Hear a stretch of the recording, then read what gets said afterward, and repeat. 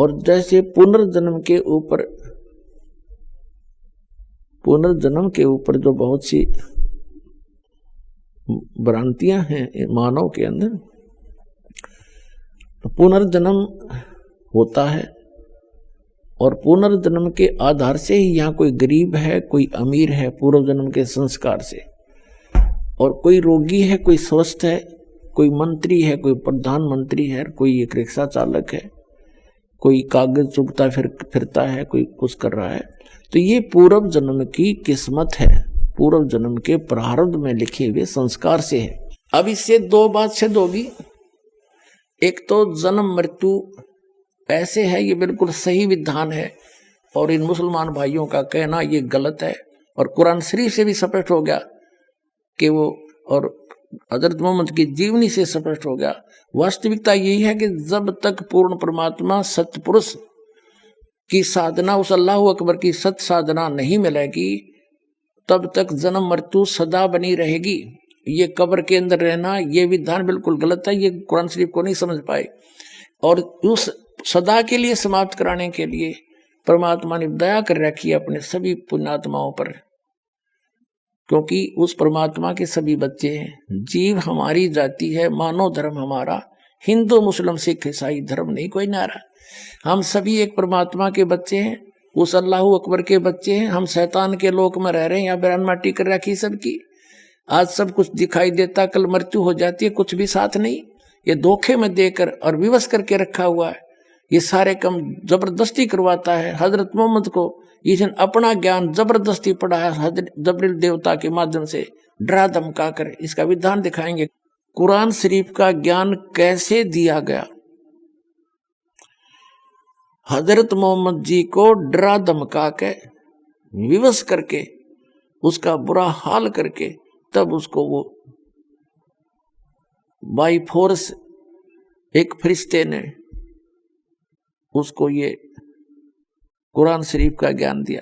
तो ये ज्ञान जो ऐसे दिया गया है, तो उसको जब इतना भयभीत कर दिया गया, तो उसको कुछ भी बता दो तो फिर वैसे ही बोलेगा। आपको थोड़ी सी झलक दिखाते हैं कुरान शरीफ का ज्ञान कैसे हजरत मोहम्मद तक पहुंचाया। देखिएगा, पुस्तक है जीवनी हजरत मोहम्मद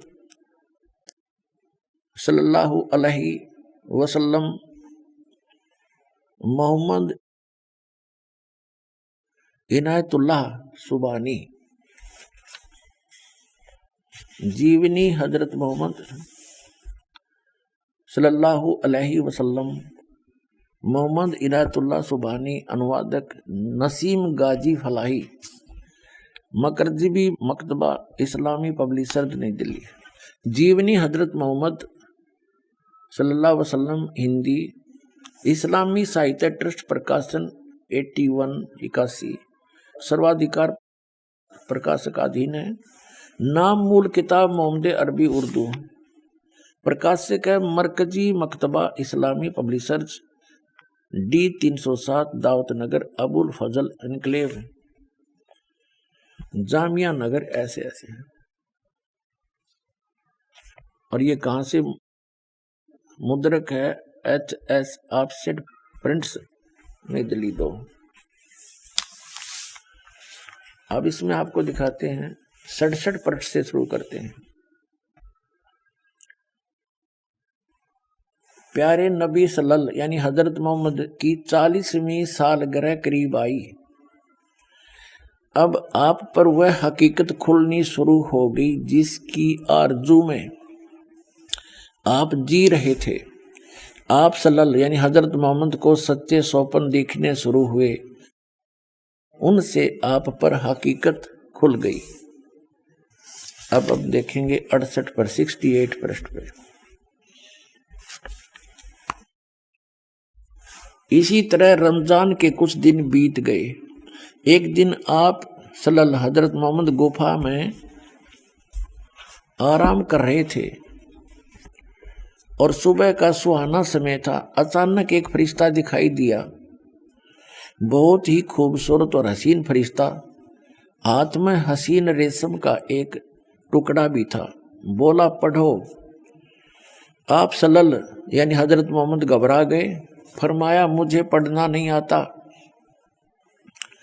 आप हजरत सल्लल्लाहु यानी हजरत मोहम्मद को ऐसा महसूस हुआ जैसे वह गला घोंट रहा हो और शरीर को भींच रहा हो।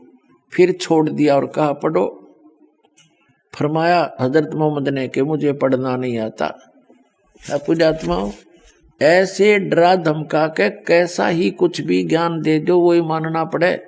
ऐसे ही गीता ज्ञानदाता ने अर्जुन को जब वो सीधे हाथों नहीं मान रहा था, ऐसा भयंकर रूप दिखा दिया, विकराल रूप अपना, उससे सारा कापन लग गया अर्जुन जैसा योद्धा।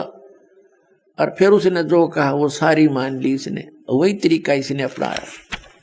ये देखिएगा, फरमाया मुझे पढ़ना नहीं आता। अब 59 पृष्ठ पढ़ेंगे। फिर आप सल्लल्लाहु ने अर्थात हजरत मोहम्मद को महसूस हुआ कि वह गला घोंट रहा है दोबारा और शरीर को भींच रहा है। फिर छोड़ दिया और कहा पढ़ो। आप सल्लल्लाहु को अंदेशा हुआ कि वह फिर गला घोटेगा और इस बार और जोर से भींचेगा। फरमाया क्या पढ़ूं? हजरत मोहम्मद बोला क्या पढ़ूं? अब फरिश्ता बोला पढ़ो अपने रब के नाम से जिसने पैदा किया इंसान को खून की फुटकी से। पढ़ो तुम्हारा मेहरबान रब ही है जिसने कलम से सिखाया इंसान को, वह कुछ सिखाया जो उसे मालूम न था। कुरान, ये कुरान की कोई आयत है। फरिश्ते के बताने पर आप सल्लल्लाहु ने पढ़ा तो पढ़ते ही याद हो गया, चित्त पर अंकित हो गया। फिर फरिश्ता चला गया। आप उठ खड़े हुए। भय से दिल बैठा जा रहा था, घबराहट से चेहरा उतरा हुआ था। आप सहमी निगाहों से गुफा में हर तरफ देखने लगे। हैरानी और घबराहट की हालत थी। दिल ही दिल में सोचने लगे अभी मुझे किसने बातें की हैं, वह कौन मुझे पढ़ा गया है। फिर तेजी से गुफा से बाहर आए। अब आप सल्लल्लाहु हजरत मोहम्मद को पूरा विश्वास हो गया कि यह जिन्न का असर है और जिस बात का डर था वही सच साबित होकर रही। आप सल्लल्लाहु पहाड़ की घाटियों से गुजरने लगे। पूरा शरीर थर-थर कांप रहा था। दिल में बार बार ख्याल आता, शुरू में जो सौपन दिखाई दिया वह तो बिल्कुल सच्चे निकले। उनसे बहुत सी नई बातें मालूम हो गई। जिस चीज की तलाश थी वह खुल कर सामने आ गई। लेकिन वह कौन था जो अभी यहाँ खड़ा था? वह कौन था जो पढ़ने के लिए कह रहा था? अचानक एक आवाज आई, मोहम्मद।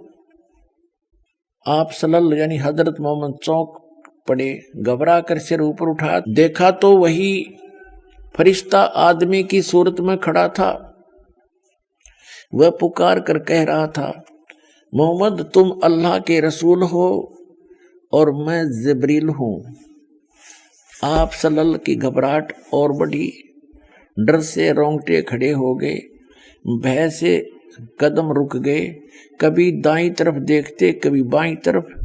यह सूरत आंखों से ओझल हो, लेकिन जिधर देखते वही दिखाई देता, जिधर मुंह करते वही मौजूद होता।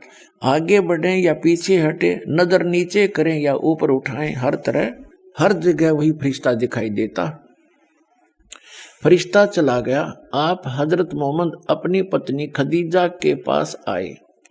भय से कांपते हुए और पसीने में डूबे हुए आते ही फरमाया, मुझे कुछ उड़ा दो, कुछ उड़ा दो। तुरंत बीबी खदीजा ने चादर उड़ा दी। खदीजा, मुझे क्या हुआ?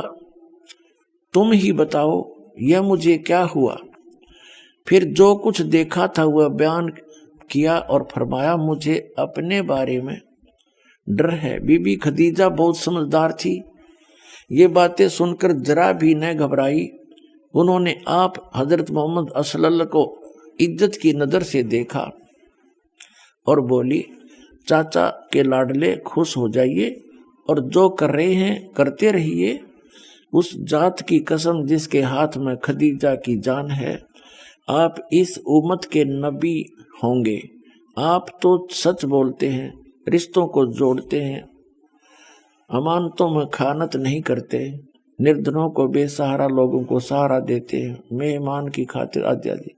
भला आप को कैसे बर्बाद होने देगा। खदीजा की इन बातों से आपको बड़ी तसल्ली हुई। हजरत मोहम्मद को बेचैनी दूर हुई, मुखड़ा खुशी से चमक उठा।